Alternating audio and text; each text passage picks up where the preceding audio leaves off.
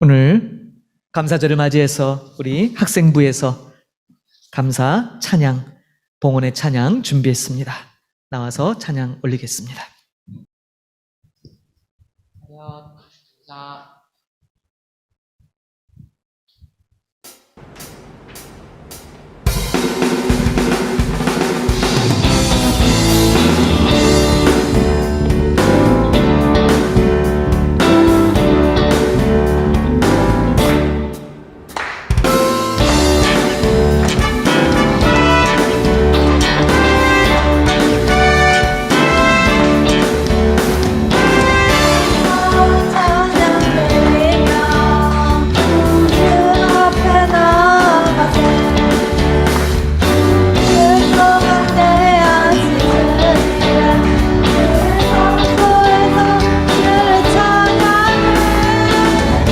소리로 찬양하며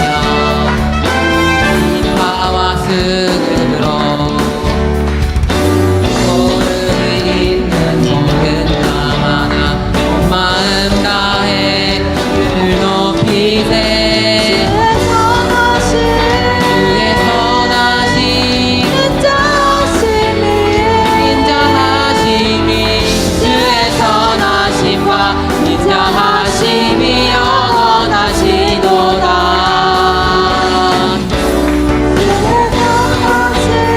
주의 선하심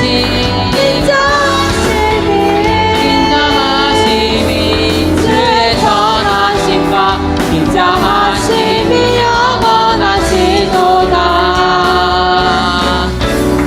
주의 선하심과 인자하심이 영원하시도다.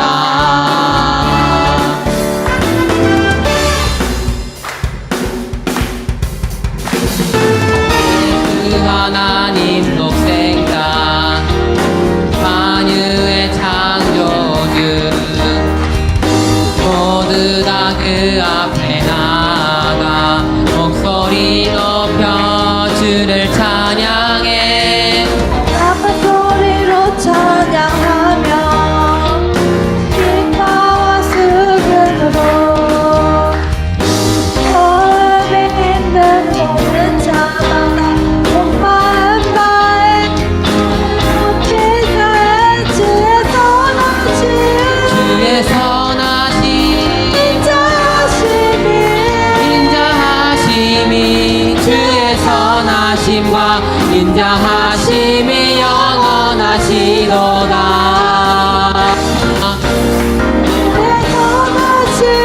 주의 선하심 인자하심이 주의 선하심과 인자하심이 영원하시도다. 주의 선하심과 인자하심이 영원하시도다.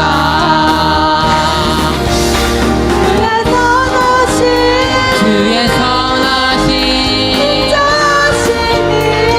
인자하심이 주의 선하심과 인자하심이 영원하시도다.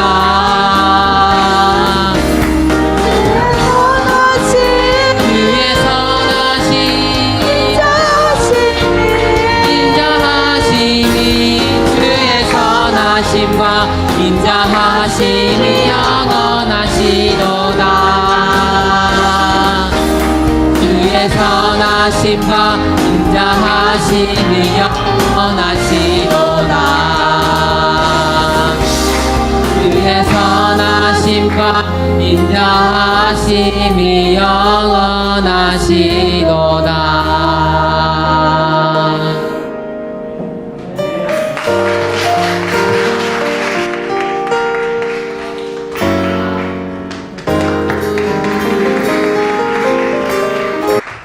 할렐루야. 예, 좋죠. 우리 참 다음 세대 우리의 믿음을 계승할 자녀들이 이렇게 성장하고 있습니다. 저는 매번 이 아이들을 볼 때마다 얼마나 기쁜지 몰라요. 소망이 있잖아요. 그렇죠? 또 추수감사절을 맞이해서 이렇게 또 귀하고 아름다운 찬양으로 영광 돌려줘서 너무 감사합니다. 우리 드려진 예물 위해 같이 기도하겠습니다. 하나님의 귀한 자녀들이 고백한 것처럼 주의 선하심과 인자하심이 영원하십니다. 오늘 우리가 그렇게 목소리 높여 찬양하는 그 찬양이 하나님의 기쁨 되기를 소망합니다. 우리의 삶으로, 우리의 손으로 수고한 모든 삶의 열매들이 하나님 앞에 감사의 제목으로 늘 드려지게 하여 주시고, 그렇게 주님 전에 바쳐지는 모든 봉헌의 예물들도 그렇게 하나님 앞에 진정 감사한 마음으로 전심을 다해 올려지는 그런 아버지 귀한 예물 되기를 소망합니다. 귀한 예물을 통하여 이 땅 가운데 하나님의 선하시고 인자하심이 증거되는데 귀하가 사용되도록 하나님 큰 은혜 베푸시고 복 주시옵소서. 우리들의 삶을 통하여 하나님의 동행하심과 하나님의 살아계심이 온 열방 가운데 나타나여지도록 하나님이 큰 은총 베풀어 주옵소서. 모든 것 감사드리며 축복하며 존귀하신 주님의 이름으로 기도하옵나이다. 아멘. 감사합니다. 함께 인사 나누겠습니다. 오늘도 잘 오셨습니다. 은혜 받으세요. 예. 오랜만에 뵙는 또 얼굴도 계시고, 예, 너무나 좋네요. 오늘 감사절을 맞이해서 이렇게 함께 하신 모든 분들을 환영하고 축복합니다. 벌써 추수감사절 11월 셋째 주, 이제 금년도 이제 40일이 채 안 남았습니다. 네, 40일이 채 안 남았어요. 한 해 하나님의 은혜로 여기까지 우리가 왔는데 남은 기간도 잘 마무리하고 기쁨으로, 감사함으로 주님 앞에 드려지는 날들이 되시기를 소망합니다. 입국 절차가 점점점 간소화되고 있죠. 한 주간에 뭐 이렇게 바뀐 내용이 많은지 물론 좋은 소식이기도 합니다. 그렇죠? 그동안 굳게 닫혔던 문들이 조금씩 열리는 듯해서 상당히 감사합니다. 또 그동안 한국에서 못 오셨던 분들도 이제 쉽사리 올 수 있었고, 또 여기 오랫동안 발이 묶여서 이제나 저제나 하셨던 분들도 있으시죠. 예, 저도 그 가운데 하나인데, 또 그런 분들도 또 한국을, 또 우리 조국을 방문할 수 있는 손쉬운 기회들이 우리에게 주어지고 있습니다. 그럼에도 여전히 코로나가 맹위를 떨치고 있음을 우리가 간과해서는 안 되겠습니다. 여러 가지 방역 조치에 대한 개인 위생, 들으니까 물축제 때 그냥 이온몰에 사람이 막 넘쳐났다고 하는데, 저는 근처만 이렇게 좀 가고 많구나 하고 이렇게 돌아왔는데요. 여러분 개인 방역에 여전히 힘써 주시고 건강관리 잘 해주시기 바랍니다. 지난 한 주간 또 한인회, 또 우리 같은 교민사회 또 여러 가지 크고 작은 일들이 있었습니다. 일단 말씀 중에도 잠깐 제가 증거를 할 건데, 이렇게 실종 사건에 대해서 많은 한인분들이 힘을 모아 마음을 모아줬던, 아마도 이 감사절을 더 뜻깊게 하는 그런 계기가 아니었나 싶어요. 너무 훈훈하고, 아직 우리에게 정이 남아있구나, 아직 우리에게 따뜻함이 있구나라는 것을 확인하는 시간들이었습니다. 너무 감사하고요. 위기 시대에 우리의 신앙이 나태해지거나 게으르지 않도록 더 주님 앞에 가까이 나가는 여러분 되길 바랍니다. 이 땅에 세워진 교회들과 선교제들을 위해 늘 기도해 주시고, 이제 지난 목요일이었죠. 수능, 한국에선 수능을 봤는데, 이제 캄보디아에서 많은 학생들이 이제 수시 전형 이제 거의 면접까지 끝났습니다. 다 거의 끝나고 이제 발표를 기다립니다. 두근거리는 마음을 안고 발표를 기다리는데, 우리 자녀들이 좋은 진로들이 열려서 하나님 앞에 영광 돌리는 아름다운 삶이 되기를 참 꿈꿔봅니다. 참 그래도 통계적으로 이 선교제에 있는 자녀들, 선교사님 자녀들 뿐만이 아니라 교민들의 자녀들이 참 많은 역할들, 활동들을 해요. 세계 곳곳에서 얼마나 자랑스러운지 몰라요. 그게 다 하나님의 은혜인 것 같습니다. 여러분, 우리 학생들 볼 때마다 마음껏 축복해 주세요. 아유, 이 잘 될 놈 그러고요. 예, 좀 이렇게 볼도 만져주시고, 예, 남자아이들, 예, 볼도 만져주시고, 축복 많이 해주세요. 얼마나 귀합니까? 그리고 함께함이 축복입니다. 함께 할 수 있다는 게 너무나 귀한 것입니다. 다른 내용 우리 주보 참조하시고, 추수감사 주일에 우리에게 주시는 하나님의 말씀을 같이 보도록 하겠습니다. 오늘은 야고보서 말씀을 잠깐 멈추고 신약성경에 있는 누가복음 말씀을 보겠습니다. 누가복음 17장입니다. 누가복음 17장 11절에서 19절입니다. 긴 본문인데요. 오늘은 좀 교독을 하겠습니다. 제가 먼저 읽으면 여러분들께서 이어서 읽어주시고 마지막 절을 우리 함께 합독을 할 건데요. 11절에서 19절입니다. 교독하면서 살아계신 하나님의 말씀을 봉독하겠습니다. 우리 영상으로 참여하신 분들도 맞춰서 같이 교독으로 말씀을 봉독합니다. 제가 먼저 누가복음 17장 11절 말씀 봉독드립니다. 예수께서 예루살렘으로 가실 때 사마리아와 갈릴리 사이로 지나가시다가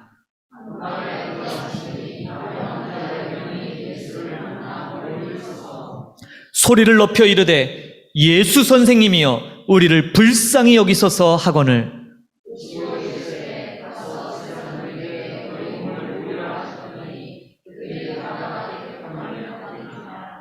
그 중에 한 사람이 자기가 낳은 것을 보고 큰 소리로 하나님께 영광을 돌리며 돌아와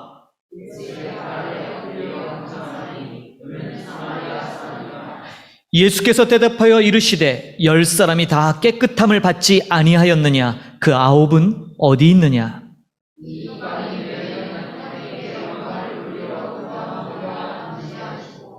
그에게 이르시되 일어나 가라 내 믿음이 너를 구원하였느니라 하시더라. 아멘. 오늘 말씀 제목이 영광을 돌리러 돌아온 자입니다. 18절에 있는 하나님께 영광을 돌리러 돌아온 자가 없느냐, 바로 그것을 제목으로 삼았습니다. 여러분, 옛날 것에 대한 추억들이 있으시죠? 한번 떠올려 볼까요? 뭐가 있을까? 옛날 우리 여기 세대가 다양하신데 교복 세대들 계시죠? 그 남자분 계실 거예요. 그 후크 안 잠궈서 많이 이렇게 맞으셨죠? 저는 교복에서 자율복으로 바뀌는 세대예요. 그래서 살짝 맛을 보긴 조금 했는데 금세 그러나 저는 두발 제한 세대에 또 속합니다. 그래서 제가 중학교 때 2cm 넘으면 선도부 학생부 주임 선생님이 꼭 바리깡을 들고 참 볼품없게 깎아주셨죠. 가운데로 고속도로를 내셔서 가서 삭발을 하지 않으면 다닐 수 없을 정도로 그렇게 머리를 밀었던 추억들이 있습니다. 공중전화 기억하시나요? 지금은 우리 여기 학생 세대에선 공중전화 물론 보기는 봤겠지만 경험해보지 못했을 거예요. 공중전화. 그 아름다웠던 미덕들 기억하십니까? 잔돈이 남으면 뒷사람을 위해서 이렇게 남겨줬던, 그래서 그거 가지고도 요긴한 통화를 했던 그 시절. 또 뭐가 있죠? 토큰 같은 거. 지금은 다 카드로 이렇게 자동 결제가 되지만 예전에는 토큰이라는 게 있었죠. 우리 학생들, 제가 학생 때는 회수권. 아시나요? 제가 그림 그리기에 달인이 잠깐 된 적이 있죠. 회수권을 모방해서 그렸던 근데 그때 당시에는 운전기사분들도요, 뻔히 학생들이 그렇게 회수권을 가짜로 그려서 만든 걸 아시는데도 그닥 그렇게 각박하게 안 하셨던 그런 훈남이 있었어요. 그러니까 참 그런 기억들이 나네요. 그런데 어느덧 세월이 너무 많이 바뀌었습니다, 여러분. 지금은 스마트폰이라는 게 있어서 뭐든지 우리가 그것을 통해 편리성을 누리고 있죠. 그래서 어떤 이는 지금 세대를 스마트폰이 있었던 세대, 없었던 세대, 그것으로 분기점을 삼는 사회학자도 있어요. 스마트폰이 없었던 이전 세대와 스마트폰이 나타난 세대. 확연하게 삶의 모습이 달라졌죠. 그러나 여러분, 어떻게 보면 이렇게 편리, 문명의 이익이 손안에서 모든 것을 가능케 하는 스마트폰이 있음에도 그렇다고 해서 우리의 삶이 더 풍요로워지거나 더 풍성해지는 것은 아닌 것 같아요. 오히려 좀 불편했고 오히려 좀 뒤처지는, 과학 문명이 발달되지 않았던 그런 재래식 방법들이 오히려 우리 안에 더 아름다운 추억들을 많이 남기는 것 같습니다. 동의하시나요? 그런 생각이 많이 들어요. 우리들은요, 고맙고 감사한 것들에 대해 너무나 쉽게 익숙해집니다. 그렇게 익숙해지면 마침내 당연한 것으로 여기게 돼요. 당연한 것이 아님에도 불구하고 당연하게 여깁니다. 그리고 그러한 것들이 감사해야 될 일들이 당연해지기 시작하면서 그런 것들이 너무 당연시 되어지면 우리 안에 감사가 사라지게 되죠. 여러분, 감사가 사라지게 되면 그 자리를 불평과 불만들이 채우게 마련입니다. 경험들 하셨죠? 오늘 본문은 정말 많이 설교로 들으셨던 말씀일 거예요. 어떤 분은 20번도 더 들었어요. 그런 분도 계실 거고. 참 많이 설교되어집니다. 이런 제목들로 많이 들으셨겠죠. 9은 어디 갔느냐? 예, 잃어버린 9명, 10%의 감사, 이런 제목들로 참 많이 설교되어진 본문이에요. 감사라는 것은 성경에서 가장 중요하게 여기는 주제이기도 합니다. 왜냐하면 감사는 하나님의 으뜸 가는 이 피조물인 우리 인간이 가져야 될, 그리고 마땅히 지녀야 될 하나님의 성품이기 때문이에요. 감사란 것은 내게 베푸신 하나님의 은혜를 잊지 않고 늘 그 은혜를 생각하며 그 마음을 하나님께 표현하는 것이 감사일 것입니다. 근데 여러분, 오늘 본문의 핵심이 감사는 감사인데 어디에 있다고 보십니까? 오늘 우리가 읽은 누가복음 17장 11절에서 19절에 사실 핵심은 맨 마지막 구절에 있어요. 19절을 보니까 예수님께서 그 찾아온 한 사람 사마리아 사람에게 이렇게 말씀합니다. 일어나 가라, 내 믿음이 너를 구원하였느니라. 아멘. 네. 병을 고침받은 사람은 10명인데 구원을 받은 사람은 1명이다라는 거예요. 사실은 이것을 강조하기 위해서 쓰여진 말씀이지요. 우리 눈에 오늘 본문에 반복되는 구절이 있어요. 특별히 13절에 이런 문구가 여러분 눈에 들어오시죠? 소리를 높여 이르되. 소리를 높여. 15절에 볼까요? 15절에도 한 사람이 예수님께 자기가 낳은 것을 보고 뭐라고 얘기합니까? 큰 소리로 하나님께 영광을 돌리는 장면이 나와요. 소리를 높이고 큰 소리를 높입니다. 앞에 소리를 높인 것은 10명의 나병 환자들이 낸 소리고요. 뒤에 15절에 나오는 이 큰 소리는 고침을 받고 예수님께로 돌아가기로 작정한 1명이 낸 소리입니다. 둘 다 똑같은 큰 소리죠.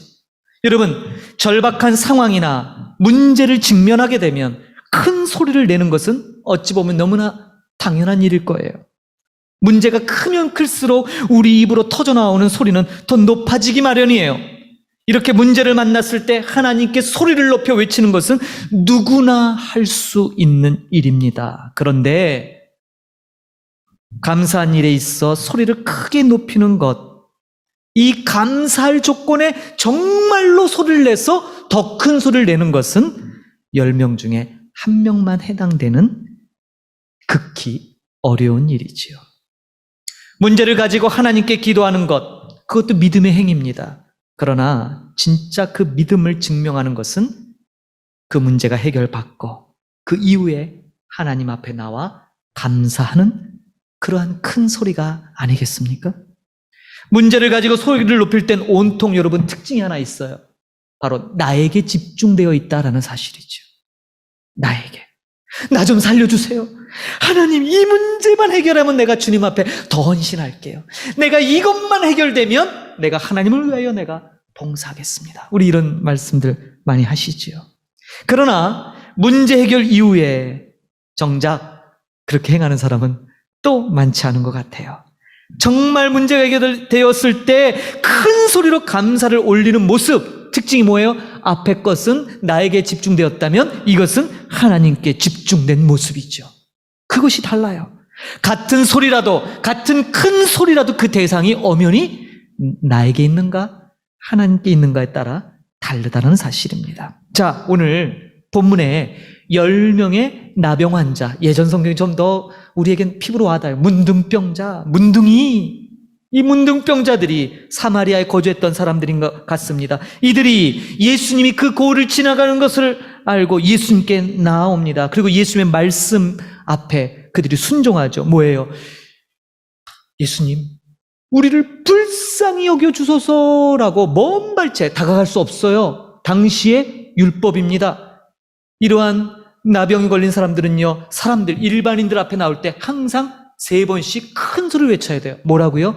나는 부정하다! 나는 부정하다! 이 소리를 3번 외쳐야 돼요. 왜요? 그 사람과 접촉하게 되면 건강한 사람도 부정하게 되고, 유대인들 예법에 부정하게 되면 하나님 앞에 나아갈 수 없습니다. 제사를 드리지 못해요. 성전에 들어가지를 못해요. 그래서 이 부정이라는 개념은 오늘날 우리가 갖고 있는 개념과는 엄청나게 다른 삶을 완전히 규정하는 법이었습니다. 그래서 이 나병 환자들은요, 가족과 공동체로부터 함께 거주할 수 없었던 거예요. 떠나서 살아야 돼요. 격리 생활해야 돼요. 그래서 어디에 조금만 움직이려고 해도 나는 부정하다, 부정하다 하면서 큰 소리로 사람들에게 자신의 부정을 알리고 그들이 자기와 접촉하지 못하도록 미리 경고를 해야 되겠죠. 이들 10명은 예수님 앞에 나올 때도 동일한 행동으로 멀리 서서 예수님을 바라보며 소리를 외쳤다, 성경은 기록해요. 그러면서 얘기합니다. 예수 선생님이여, 우리를 불쌍히 여기소서. 간절하게 일정거리가 떨어졌기 때문에 큰 소리로 그들이 예수님 앞에 자신들의 처지를 호소했을 것입니다. 그리고 그들은 예수님께 처방을 받아요. 뭐라고요? 예수님의 말씀을 따라 그들은 제사장에 가던 중 병이 낫게 됩니다. 자, 여러분, 이들이 제사장에게 찾아가는 그 도중에 병이 났음을 인지했을 때 그들이 감사했을까요? 감사하지 않았을까요? 당연히 감사했겠죠. 아니, 지금 병이 났는데 감사 안 하겠습니까, 여러분? 당연히 감사해요. 그런데 왜 10명 중 한 사람만 예수께 돌아오고 나머지 9명은 돌아오지 않았을까요? 아니, 질문을 좀 바꿔볼게요. 도대체 그 9명 어디로 간 걸까요? 어디로?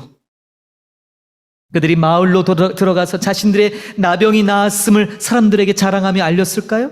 가족들에게 얼른 돌아가서 나 이제 깨끗하게 되었어 그러면서 그 가족들을 만나러 갔을까요? 자, 지금 이들이 어디로 가고 있었던 중이라고 성경 말씀합니까? 예수님의 말씀에 의지하여 제사장들에게 가서 자신들의 몸을 보여주러 가던 중이었어요. 말씀드린 대로 율법에 의하면 나병이 발한 사람들은 일정한 격리를 통해 공동체와 가족으로부터 분리됩니다.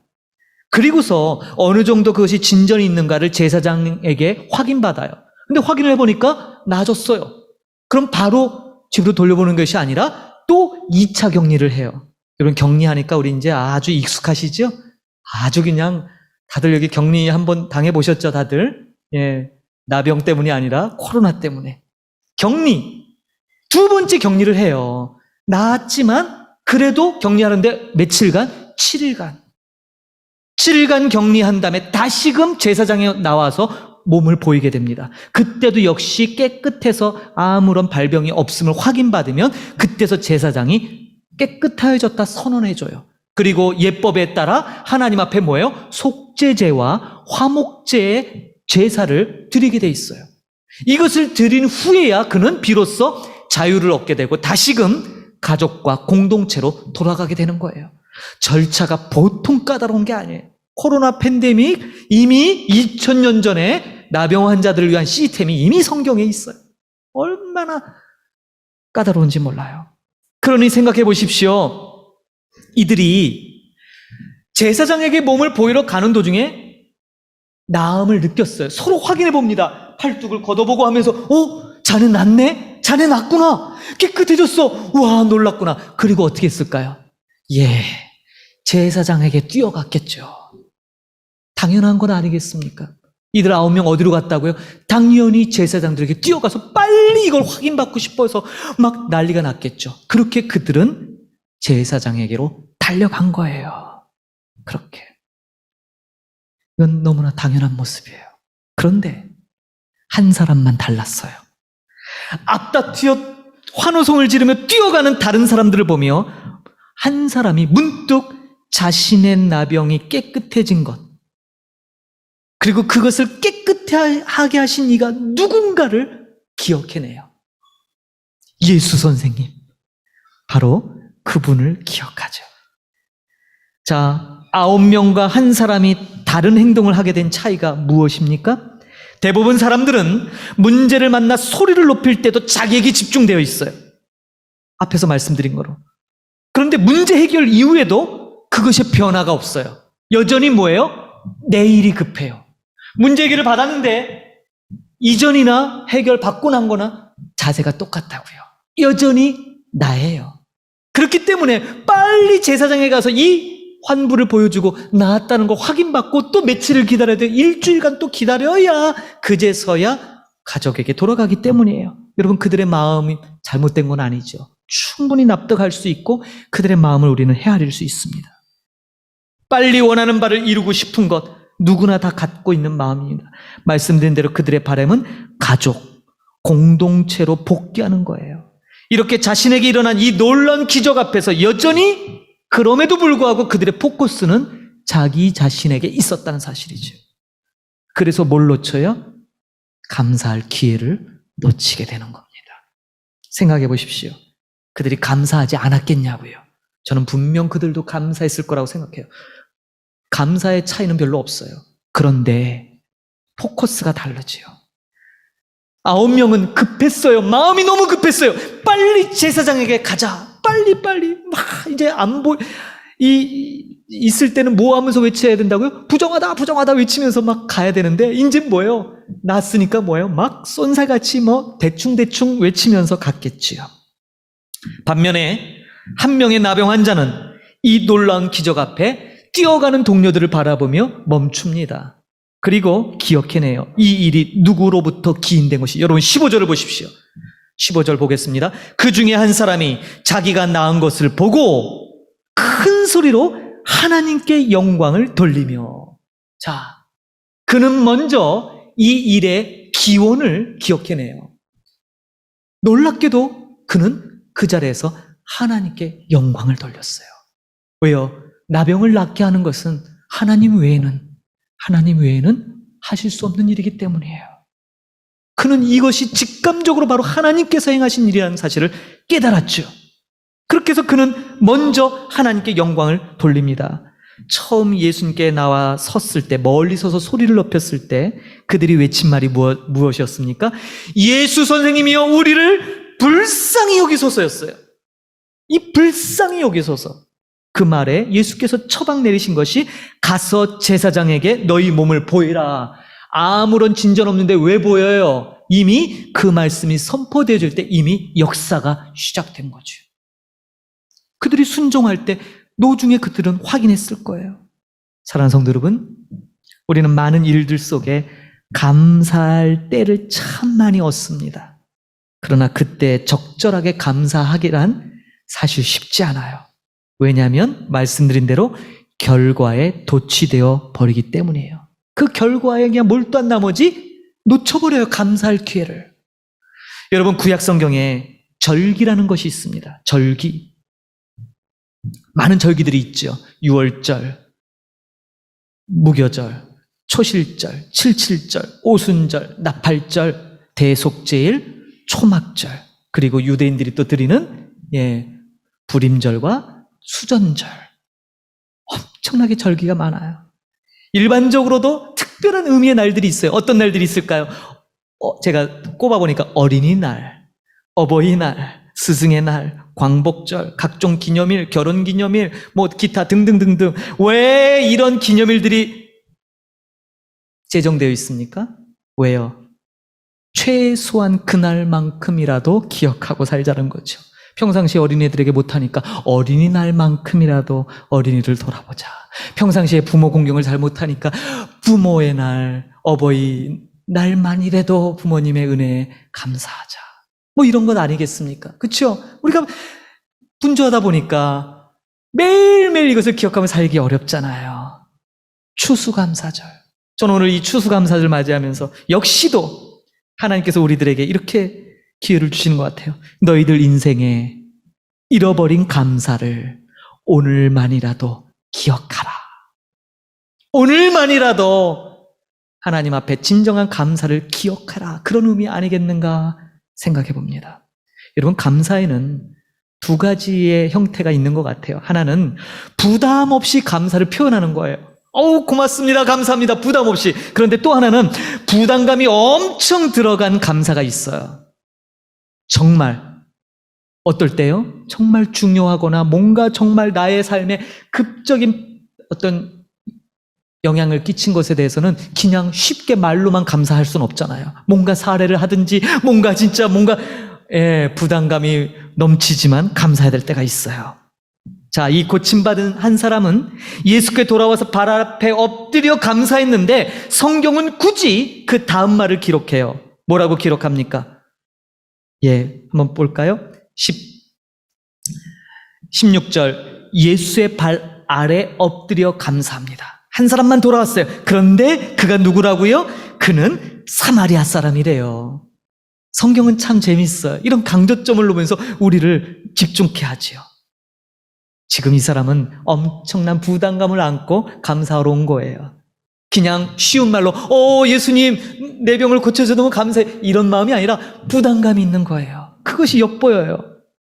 강조하고 있어요. 그는 사마리아 사람이라. 사마리아 사람, 유대인과 뭐예요? 서로 상종하지 않습니다. 서로 대화도 섞지 않아요. 그럼에도 불구하고 이들은 절박한 나머지 예수님을 찾았고 예수님을 통하여 병 고침을 받았죠. 그리고 그들은 그 고침에 기뻐한 나머지 더 빨리 제사장으로 달려갔지만 이 한 사람만큼은 그것을 넘어서서 진정한 감사의 부담감을 안고 예수께 찾아왔어요. 긍휼을 베푸신 예수님 앞에 민족적 정서를 뛰어넘었고요. 자존심을 버렸고요. 무거운 부담감을 갖고 예수님께 나와 영광을 돌렸다 성경은 기록합니다. 이 사람이 보여주는 이 유난스러운 감사, 큰 소리로 시끄럽게 올려드린 이 감사를 보며 여러분들은 무엇을 느끼십니까? 이 사람의 감사가 정말 진심이구나 느껴지시겠죠. 네, 추수감사절. 우리가 만든 절기도 아닌데 시대적 환경도 다른데 굳이 뭐 이렇게 꼭 이렇게 뭐 이렇게 차려놓고 이렇게 형식적으로 꼭 이렇게 해야 되나? 해야 됩니다. 부담감을 갖고 해야 되는 거예요. 감사는요. 청교도들이 신대륙에서 처음 맞이하는 삶의 그 터전에서 추위와 배고픔, 야생동물의 위협, 이민족의 생명의 위협 속에서도 그들이 한 해를 보내고 거둬들인 곡식과 열매를 가지고 감사했던 그 추수감사절. 그러나 오늘을 사는 우리하고는 너무나 동떨어진 모습이죠. 그런데 오늘 우리가 추수감사절을 지키는 것은 바로 그 믿음의 신앙의 선조들이 지녔던 그 진정한 마음의 감사, 그 무게, 그 거룩한 부담감을 기억하기 위함인 건 줄 믿습니다. 여러분, 때로 부담돼도 하나님 앞에 그거 외면치 마세요. 감당하셔야 돼요. 때로 부담스러운 일이 우리를 더욱 진실되게 합니다. 우리의 부담감이 우리의 가식을 벗겨냅니다. 그런 부담감이 우리를 진실 앞에 직면하게 만들기도 해요. 제가 말씀을 준비하다가 정말 감동이라고 하면 좀 뭐하고 좀 영상이 있어서 여러분께 오늘 영상을 좀 보여드릴 건데 제목이 독특해요. 새끼 낙타에게 젖을 물리기 위한 노래입니다. 보신 분들 계시죠? 또 보세요. 제목이 뭐라고요? 새끼 낙타에게 젖을 물리기 위한 노래. 몽골 지역에는 많은 낙타들이 있는데 낙타의 특징이 이렇답니다.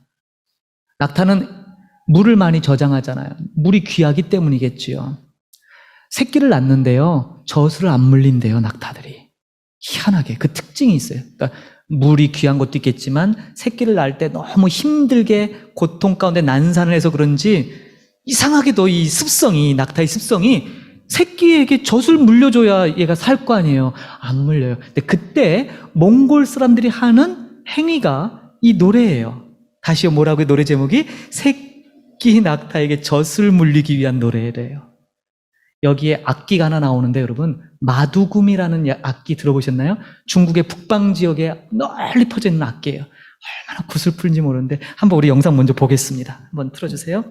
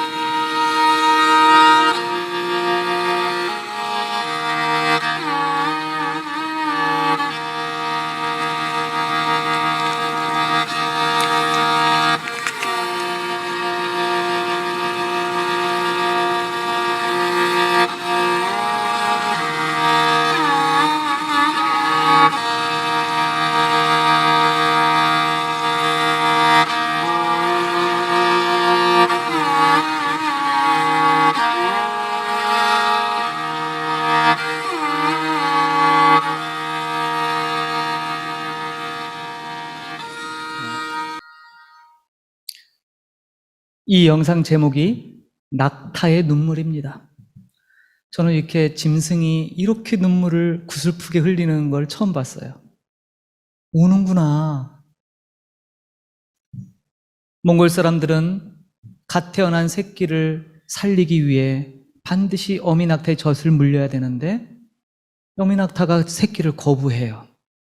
그때 지금 보신 장면처럼 슬픈 곡조의 마두금으로 음유를 타며 노래를 부를 때 이 어미 낙타가 점점점 그 경계가 풀리며 눈물을 흘리며 그때 비로소 새끼가 젖을 무는 것을 허락합니다.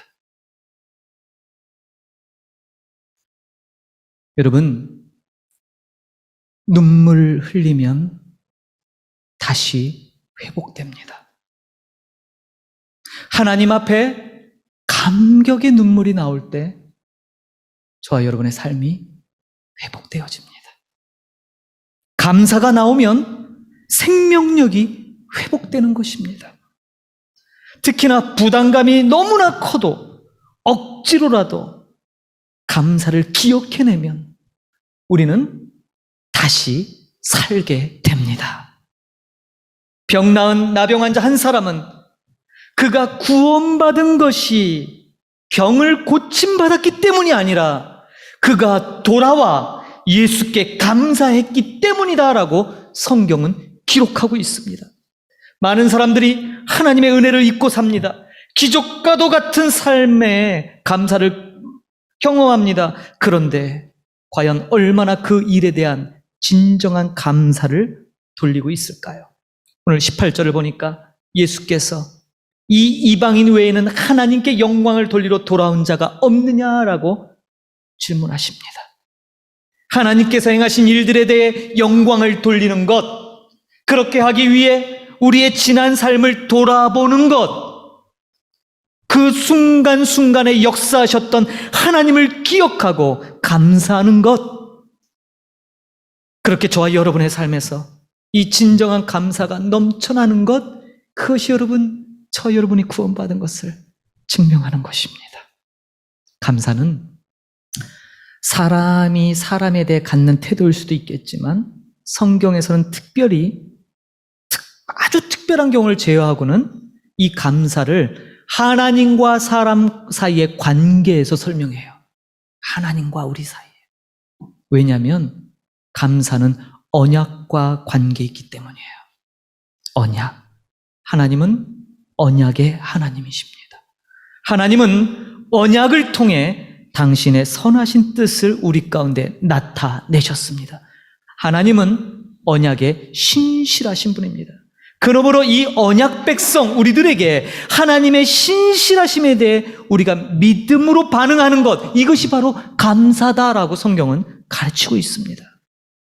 가장 평범한 것이 가장 소중하고 가장 놀라운 감사거리이죠. 여러분도 그렇게 생각하시죠? 아까 광고에 잠깐 언급했지만 지난주에 정지대 집사님이 실종되셨죠. 화요일. 다음날 다시 돌아오셨습니다. 오늘 아침에 제가 다시 말씀을 원고를 보는데 유튜브 영상이 뭐 하나 올라왔어요. 보니까 뭐예요? 우리 정인휴 아들과 딸이 한인분들에게 감사의 마음을 담아 영상을 찍어서 오늘 오전에 영상을 올렸어요. 까로나 다 아시죠? 정인휴. 이 까로나 친구와 여동생 정인솔 뉴스브리핑 편집장이죠.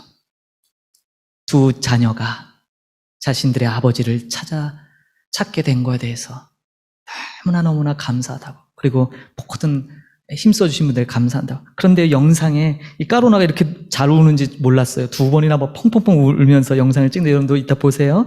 근데 아주 중요한 얘기를 해서 제가 눈이 동그래지면서 감사하구나. 추수감사절 때 이런 영상을 접할 수 있다는 게 너무 감사했어요. 뭐라고 얘기했냐면 이렇게 얘기합니다. 저희 아버지가 이렇게 돌아온 걸 보면서 제가 이걸 느꼈습니다. 우리는 각자가 아니라 공동체구나. 하나님 감사합니다. 그렇게 영상을 마무리했어요. 우리는 각자가 아니라 공동체입니다. 감사도 그래서 추수감사별로 우리가 공동체로 하나님 앞에 감격을 드리는 거예요. 여러분, 저는 그 고백을 보면서 물론 아버지를 찾아서 너무 기뻐하는 그런 감정이지만 그 이상을 느끼게 됐어요. 하나님이 꿈꾸시는 진정한 공동체의 기쁨, 감사. 이번 우리 캄보디아 교민사회에 하나님이 귀한 선물을 주셨구나.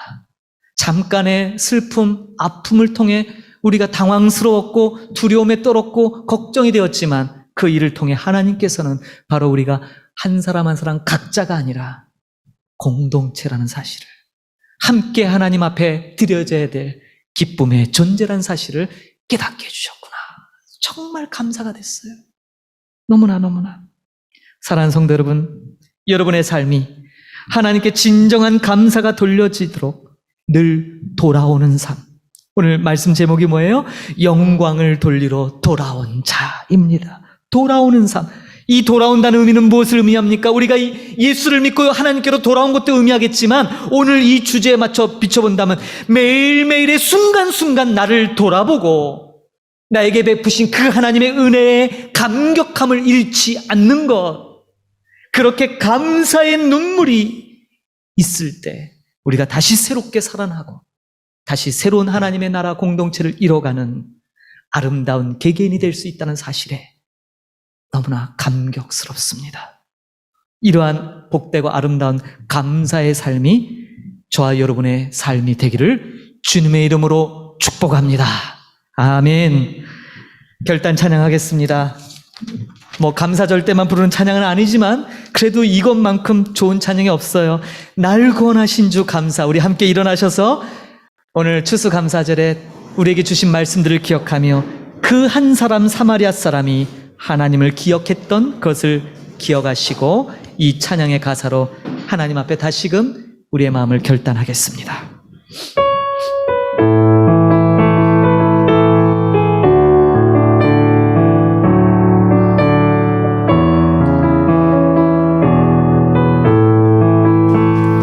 날 구원하신 주 감사, 모든 것 주심 감사, 지난 추억 인해 감사,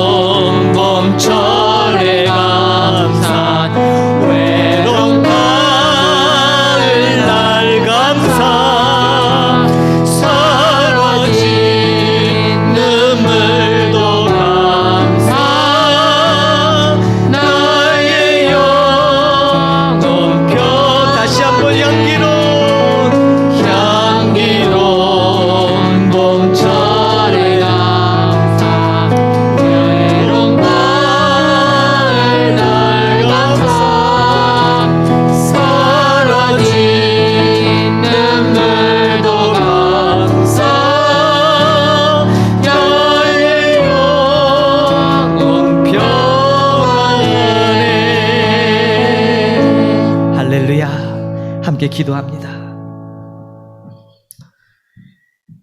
우리의 감사이신 전능하신 하나님 아버지, 오늘도 귀한 말씀을 통하여 하나님의 진리를 깨닫게 하시고 아버지의 마음을 알게 하시니 감사드립니다. 우리에게 믿음을 주시고 감사하는 사람으로 살도록 우리를 불러주신 것 감사드립니다. 사마리아 한 사람처럼 참된 영광을 돌리실 분이 누구신지, 자신의 구원이 누구로부터 임한 것인지를 기억하는 은혜가 있게 하여 주옵소서. 날마다 그 감사를 잊지 않고 그 은혜를 되새기며 큰 소리로 감사를 선포하는 그런 복되고 아름다운 삶이 되도록 하나님 우리 모두에게 큰 은혜, 축복 베풀어 주옵소서.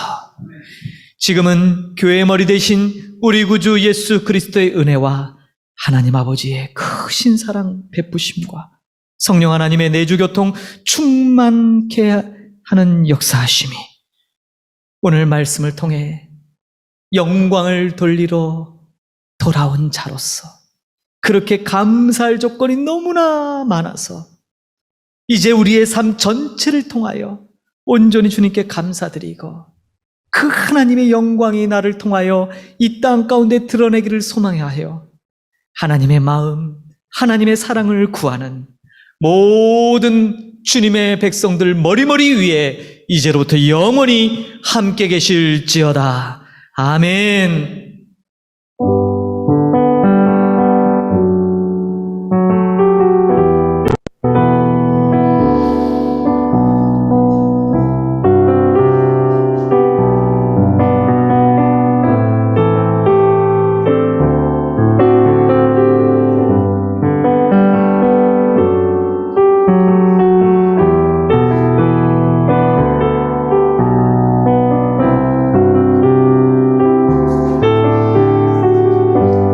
예배를 모두 마쳤습니다. 오늘도 함께 하신 분들을 모두 축복하고 감사드립니다. 영상으로 함께 하신 분들도 축복드립니다.